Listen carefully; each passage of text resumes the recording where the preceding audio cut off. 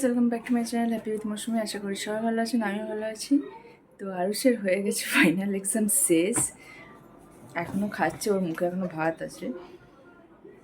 আর আমার বাড়িতেও পুজো আছে, তো সেই জন্য আমরা আজকে যাব হচ্ছে বাড়ি।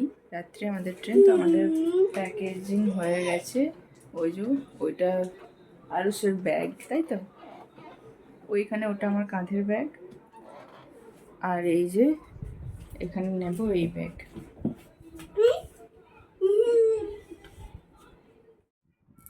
এখন আমরা হয়ে গেছি রেডি, আর এরপর আমাদের গাড়িও বুক হয়ে গেছে। তো চলুন যাওয়া যাক। গাড়ি স্টার্ট কর।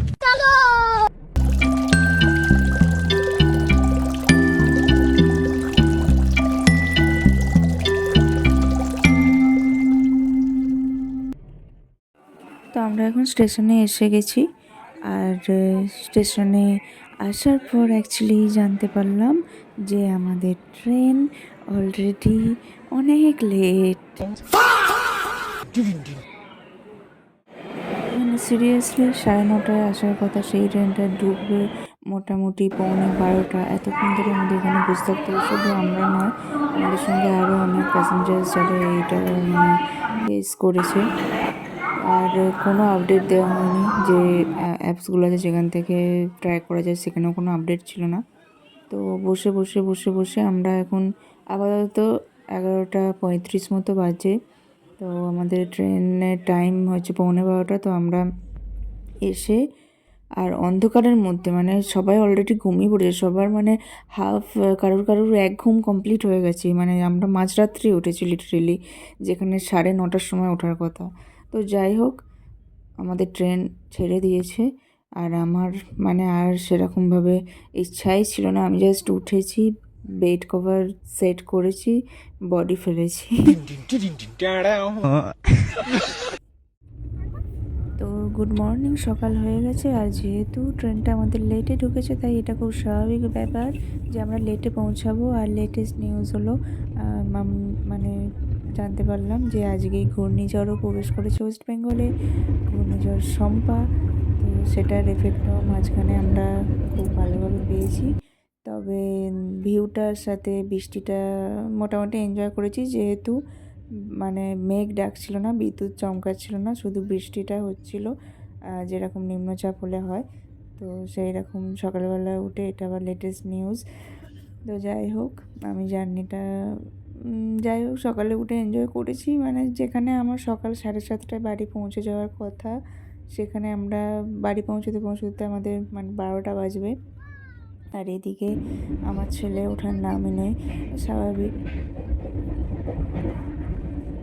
আর এদিকে দেখুন, সাইড লোয়ার বার্থ যখন পাই টুটার এসিতে, তো আমি এই কাজটা করি। দেখুন, সেফটি পিন লাগিয়ে দিয়েছি ডাবল সেফটির জন্য, কারণ মিডিলটা ফাঁকা হয়ে যায়। তো ফাঁকা হয়ে গেলে তাহলে আমার আর কি মানে সেফটি রইলো, আমি তাহলে কেন আমি সেকেন্ড বার্থ মানে কেন বুক করলাম, তাহলে তো থার্ড এসিতেও যাওয়া যেত। যাই হোক, এখানে বৃষ্টি শুরু হয়ে গেছে।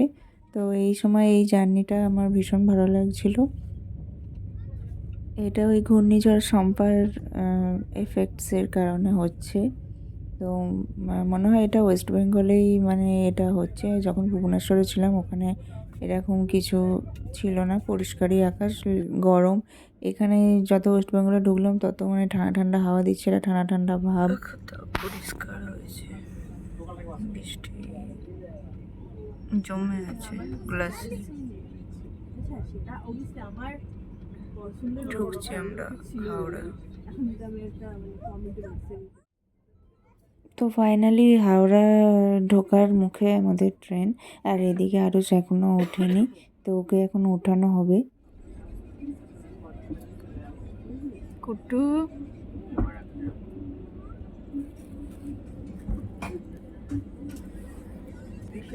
কুটু,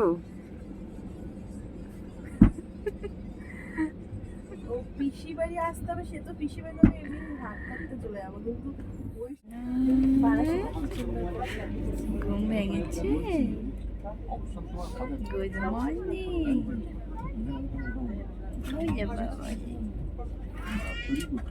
कहते हैं खुदा ने इस जहां में सबके लिए किसी न किसी को है बनाया है किसके लिए मेरा मिलना है ऐसे रब का इशारा माना मुझको बनाया तेरे जैसे किसी के लिए कुछ तो है तुझसे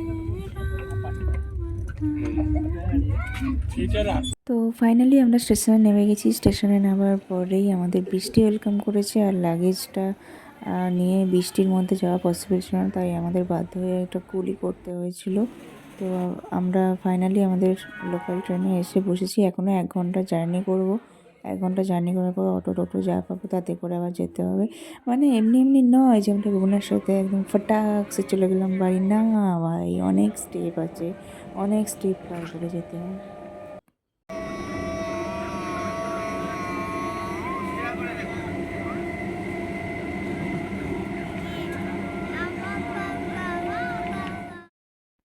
তো আমরা স্টেশন থেকে নেমে একটা টোটো করে নিয়েছি। টোটোটা মোটামুটি 10 মিনিটের মতো লাগে পৌঁছাতে। তো আমরা প্রায় পৌঁছেই গেছি। তো এতক্ষণে পৌঁছালাম, মোটামুটি 12টাই প্রায় বেজে গেছে। তো আপাতত কিছু কাজ আছে, বেড ফেড সেট করা, এগুলো সব মোছামুছি করা, ড্রেসিং টেবিল আলমারি ফালমারি, তো সেগুলো করে নিয়ে তারপরে ফ্রেশ হয়ে খেতে যাব। আর এই যে দেখুন, এই সময় কোকিল ডাকছিল বলে আমি এখানটায় এলাম আমাদের উপরের বারান্দাটায়। তারপরে যেই এলাম বন্ধ হয়ে গেল আওয়াজটা। এটা আমাদের উপরের ঠাকুরঘর, যেটা বর্তমানে ইউজ হয় না। আমার শাশুড়ি উঠতে পারে না উপরে, সেই জন্য নিচেতে কিছু কিছু ঠাকুর নিয়ে গেছে।